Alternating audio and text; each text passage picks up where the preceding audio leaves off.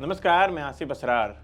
राज्य की हेमंत सरकार ने रोजगार को लेकर कई वादे किए थे, लेकिन अब वो वादा टूटता नजर आ रहा है।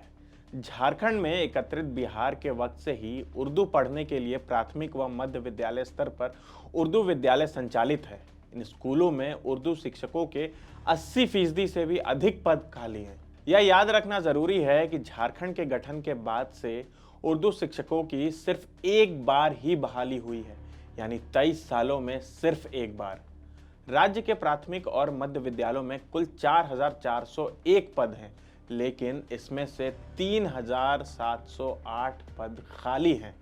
यानी 4 करोड़ से अधिक आबादी वाले झारखंड में सिर्फ 689 शिक्षक ही कार्यरत हैं। हालांकि अखबारों में ऐसी खबर छपते रहती है कि सरकार उर्दू शिक्षकों की बहाली करने वाली है, मगर इंतहा हो गई इंतजार की, लेकिन आई ना कुछ खबर रोजगार की।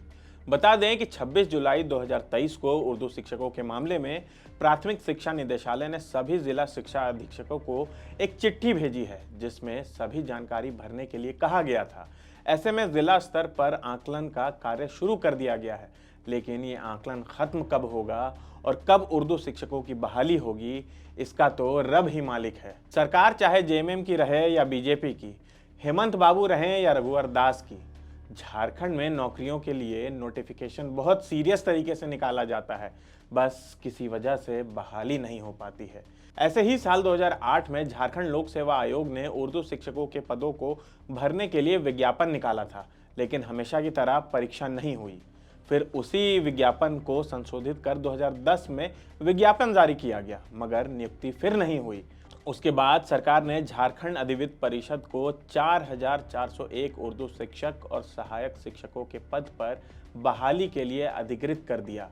जैक ने दोनों पदों पर बहाली के लिए वर्ष 2011 में विज्ञापन निकालकर परीक्षा आयोजित की, लेकिन विज्ञापन में संशोधन को गलत मानते हुए हाईकोर्ट ने पूरे रिजल्ट को रद्द कर दिया।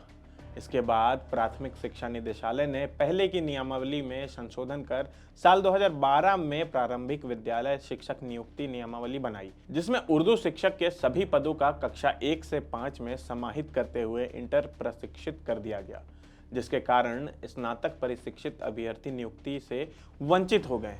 इसी नियमावली के आधार पर आयोजित टेट परीक्षा के बाद 2015 में हुई बहाली में मात्र 689 उर्दू शिक्षक ही बहाल हुए और 3,712 पद खाली रह गए।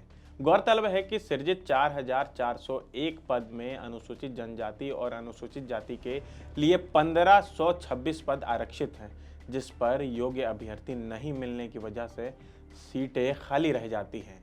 अब देखना है कि आखिर झारखंड में उर्दू शिक्षकों की बहाली कब होती है। तब तक आप देखते रहिए thefourthpillar.news।